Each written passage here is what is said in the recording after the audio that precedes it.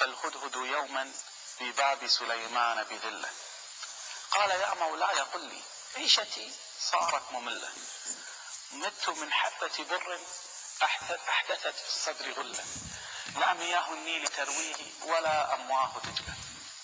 وقف السيد العالي وأشار لمن كان حوله، قال: ما أرى الحبة إلا سرقت من بيت نملة، إن للظالم يوما يشتكي من غير علة.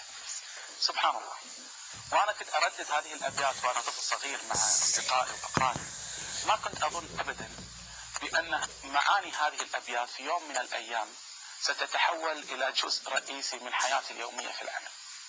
لكن هذا واقع، هذه حقيقة.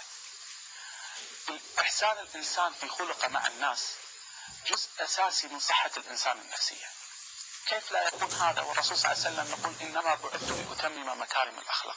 الرسول صلى الله عليه وسلم يلخص الدعوة النبوية يلخصها بأنها بعثة حتى يتمم فيها الرسول صلى الله عليه وسلم مكارم الأخلاق. هذا الدين بما فيه من صلاة وصيام وزكاة وحج كل هذه الأمور